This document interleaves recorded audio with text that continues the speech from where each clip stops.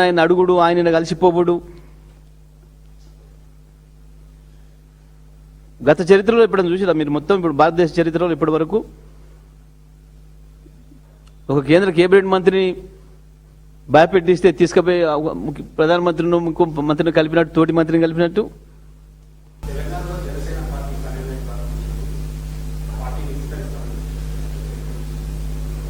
భారతదేశం అందరూ పెట్టుకోవచ్చు, ప్రపంచం అందరూ పెట్టుకోవచ్చు, మాకేం పెద్దలు లేదు. దాన్ని చూడొద్దన్నాడు కాదని బ్రహ్మాండం కొత్తగా పెట్టేది ఏంది లేదా ఇంతమందిలకు?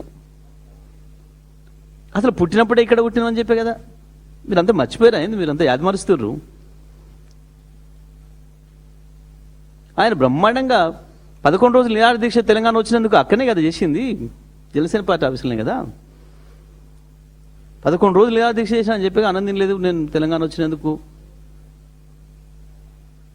అమరవీరుల త్యాగాన్ని నిరసనగా అని చెప్పి కదా.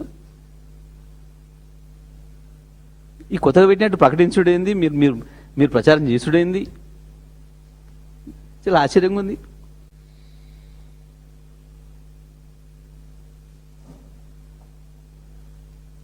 నిజంగానే మీకు ఇలా కొత్త పెట్టినట్టు అనిపించిందా? ఉన్నదేనా ఎప్పంచు ఓటు ఏదో ఉన్నట్టు లేని ఉన్నట్టు సృష్టించి ఉన్నది లేనట్టు ఓ డ్రామా కంపెనీ పెట్టి ఆయన వస్తానంటే ఈయన ఆపినంటే ఎవడొస్తే కూడా అప్పుడైంది నాకు అర్థం కాలే. మేమే చెప్తాం ఉద్యమ సందర్భంగా కేసీఆర్ గారే చెప్పిండ్రు, మేము అద్భుతంగా ఉపన్యాసాలు పాటలలో కూడా చెప్పినాం. రావచ్చు పోవచ్చు,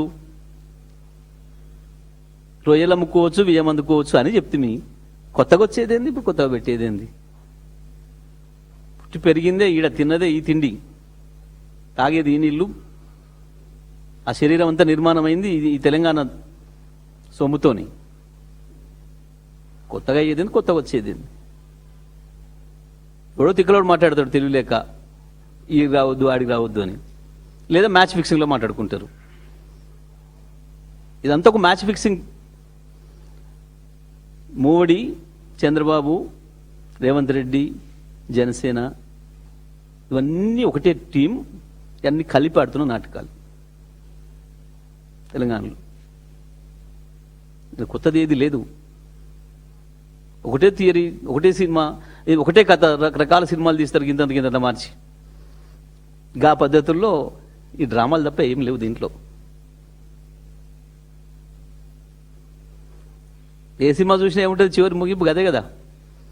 ఎట్లా? ఓకే.